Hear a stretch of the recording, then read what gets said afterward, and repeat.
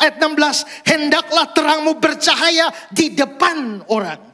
Berarti terang itu memang tidak boleh disembunyikan. Itu sifatnya harus terlihat.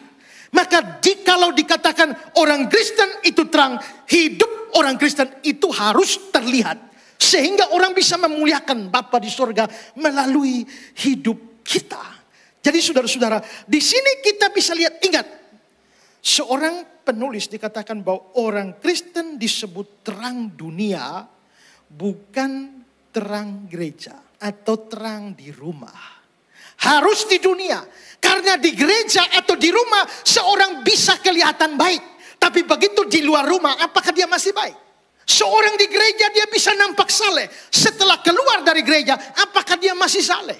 Banyak orang menjadi terang gereja, tapi tidak jadi terang di pasar. Tidak jadi terang di toko. Tidak jadi terang di jalan.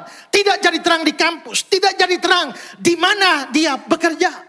Seorang yang lain mengatakan bahwa Alkitab itu adalah terang gereja. Karena di gereja orang baca Alkitab dan belajar Alkitab. Tapi orang di luar sana yang tidak kenal Kristus, dia tidak baca Alkitab. Maka Alkitab hanya terang gereja, bukan terang dunia. Yang terang dunia itu kamu. Karena kamu ada di mana-mana.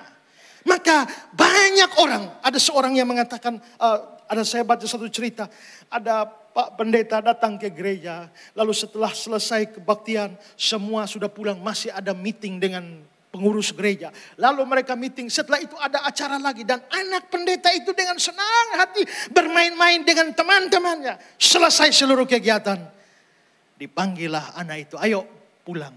Anak itu tidak mau pulang. Kenapa tidak mau pulang? Dia bilang, karena saya suka papa yang di gereja ketimbang papa yang di rumah. Kenapa? Kayaknya papa yang di gereja dengan papa yang di rumah itu beda.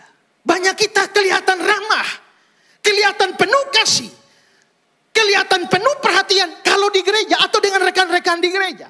Bagaimana hidup kita di luar, setelah di luar gereja, apakah kita masih jadi terang? Seorang pendeta selesai KKR 3 hari di sebuah tempat. Lalu dia pulang, naik bis. Begitu dia naik bis, dia dalam perjalanan kondektur datang. Lalu dia berikan uang 50.000. Dia tahu tiketnya, harga tiket bis itu adalah 35.000.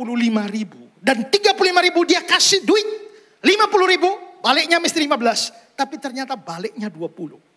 Waktu duit balik 20, pendeta itu pikir, kok kelebihan 5.000 ya? Dia mau panggil kondekturnya, balikan duit 5.000. Tapi ada satu suara di hatinya bilang, sudahlah cuma 5.000 siapa artinya ya. Ya sudahlah, akhirnya dia diam. Tapi satu suara bilang, biar 5.000 tidak ada artinya, kamu harus kembalikan. Waktu dia mau kembalikan, ada suara lagi mengatakan, 5.000 itu tidak membuat perusahaan bis itu bangkrut. Sudahlah, maka dia diam. Setelah itu ada satu suara lagi berkata, biarpun tidak bangkrut perusahaan bis, kamu harus kembalikan. Akhirnya dia panggil kondekturnya. Berapa biaya tiketnya? 35.000. Tadi saya kasih uang 50.000, harusnya kamu kasih 15. Balikan 15. Kamu kasih balik 20, ada kelebihan 5.000. Nih saya kembalikan 5.000. Lalu kondekturnya senyum. Dia senyum, Pak, saya memang tahu ada kelebihan 5.000. Dan saya sengaja mengembalikan lebih 5.000. Loh kenapa? Karena waktu Bapak KKR 3 hari saya hadir. Saya hadir dan ikut khotbah Bapak 3 hari, saya kepengen tahu saja. Setelah Bapak khotbah itu, lalu dalam hal 5.000 di atas bis, Bapak jujur atau tidak? Nah saudara bayangkan setelah dia berkhotbah 3 hari, lalu kalau sampai dia tidak jujur, maka selesai seluruh khotbah dia 3 hari. Maka di sini kita bisa lihat bahwa ternyata si Bapak bukan hanya jadi terang waktu di mimbar, bukan hanya jadi terang waktu berkhotbah, bukan hanya jadi terang di gereja, tapi dia jadi terang di atas bis. Kamu adalah terang dunia, bukan terang gereja. Maka dimanapun kamu berada, hidupmu harus tetap berbeda dari orang kebanyakan. Waktu di pasar, waktu jualan, waktu beli, waktu nawar, waktu berkendaraan. Apakah kamu jadi terang? Saya pernah bawa sepeda motor. Jam 2 pagi, lampu merah. Tidak ada kendaraan apapun, saya diam. Ada banyak orang yang lewat, lewat. Saya diam saja. Waktu saya cerita ini, lalu kenapa bilang, Toh tidak ada kendaraan lewat. Kenapa tidak jalan saja? Toh tidak mungkin ada kecelakaan.